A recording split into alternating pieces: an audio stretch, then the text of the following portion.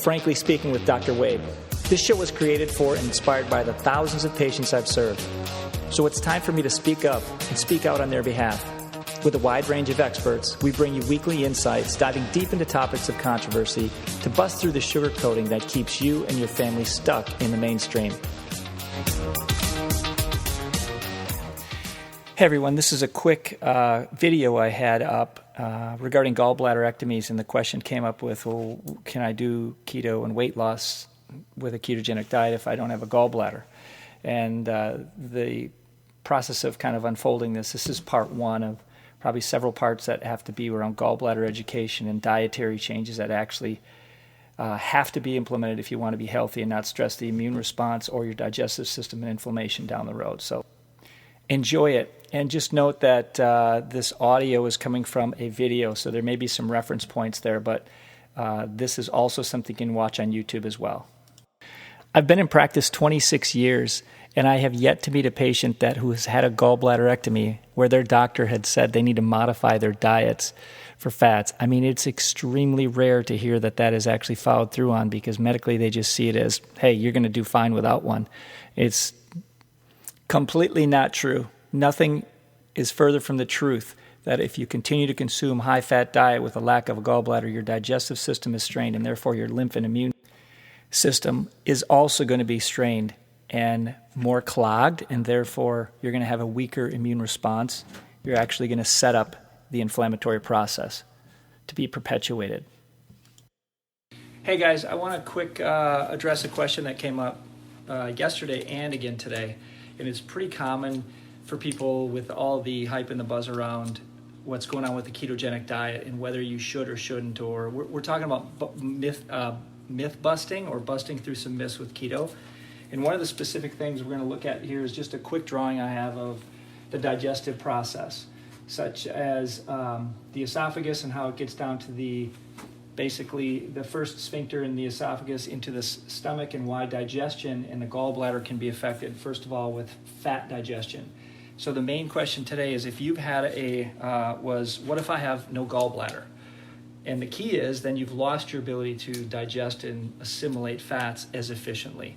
And what that does is ends up putting a strain on the system or an increased burden for the body to have to break down fats.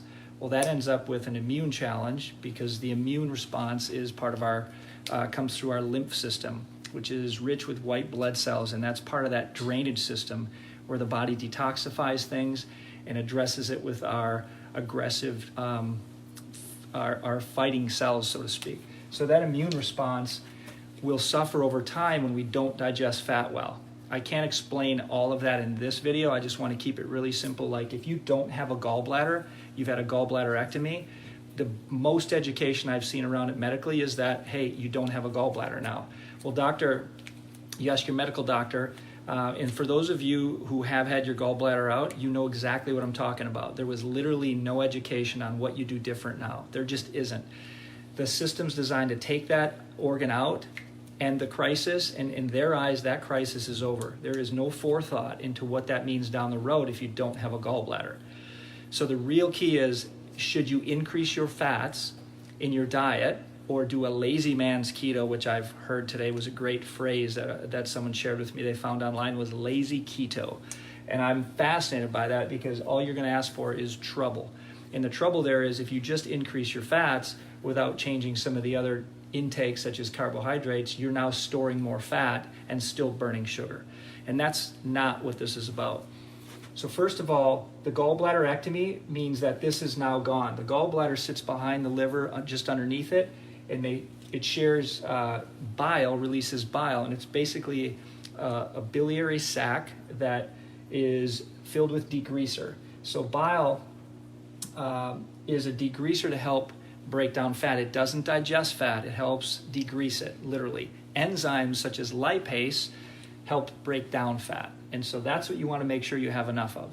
So the digestive process actually starts here with chewing, and you want to chew roughly about 32 times.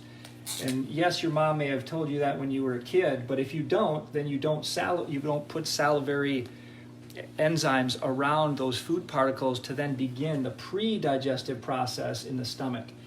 It takes about 60 to 90 minutes to properly digest food, which means by the time it gets here and starts literally dripping into the esophagus, into the duodenum, the very first part, it should be fluid and liquid. But what happens is you're not chewing 32 times. You might be chewing up to maybe just say 10 and give you the benefit of the doubt. That's not enough. You have a bolus of food that's literally undigested. That leads towards what we know as reflux. Okay, and reflux or GERD is one of the most profitable businesses in pharmaceutical for treating symptoms of heartburn. And so what happens is that's undigested food in more cases than it is too much acid. The food is acidic, hanging out in the esophagus. It rises up and starts to infiltrate, and that's what actually starts to eat away, which is a myth that's part of digestion. What that does is stress the gallbladder. And over time, when you eat fats and you actually don't have food properly digested in the stomach, you're actually going to be triggering more of a response out of the gallbladder, which then creates more inflammation. Now you actually tend to have a chance, because of improper digestion and improper function of the gallbladder, whether it be some genetic. You could be a stone creator, typically from genetic, and then but again, we can talk about epigenetics too, like how do you not create stones if your family has gallbladder problems, and how do you avoid gallbladder problems down the road if your family history has that. But the key is, if you don't have that gallbladder from previous digestive stress, you are not a good candidate for keto, or you are an okay candidate for keto, but you need some guidance. You need a doctor's help who can help you through that, because ketosis is still a healthy state. You just want to modify and really observe and monitor how your body is responding to it. That is key and crucial so you have success with it. It doesn't make the ketosis bad or ketogenic food choices bad. I don't want to say diet, because it's not just a diet. But when you stop burning sugar, that's a healthy thing. And when you start burning fat as fuel, that's a healthy thing. But the key is you got to make sure you can digest, absorb, and assimilate the fat. Otherwise, your body will be stressed by adding more fat, by trying a lazy ketogenic diet, or adding more fat that you're not really responding well to. So we do tests specifically in our office that can help assess whether you are at risk of that or not. If you don't have a gallbladder, you already know that. You're at risk. Find someone to help you with it. Find a doctor to help who is, again, knows keto, and they can help you through that.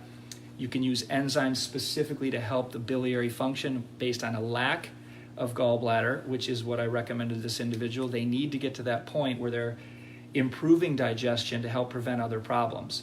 The other side of this, and why is a chiropractor talking about this when I deal with spine every day and structure and function, it's because when there is dietary stress, I want you to hear this, dietary stress or inadequacy, the body's looking for energy and responding to stress.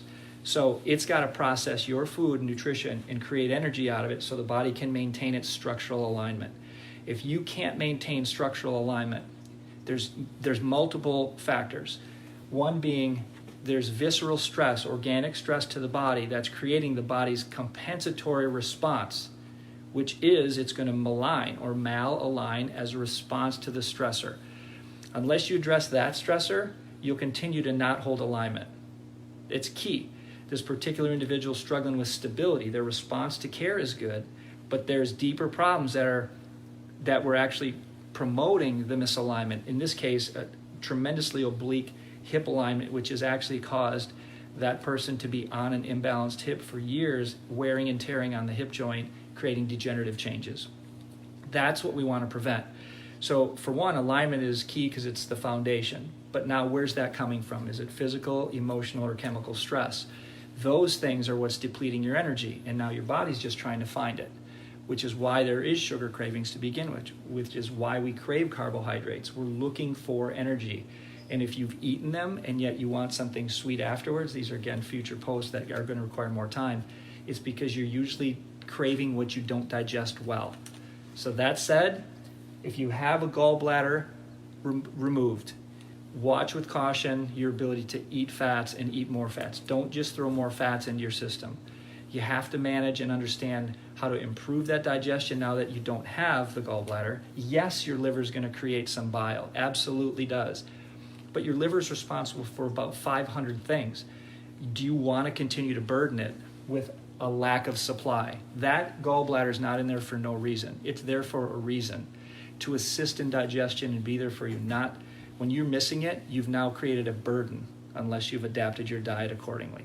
So shoot us any questions you have with this. I'm happy to address them. You can personal message me if you have a private question. I'm happy to see if we can get you some help. And thank you for the patient that actually brought this up, because these are important questions and they do need answering. Remember, always seek the advice of your doctor.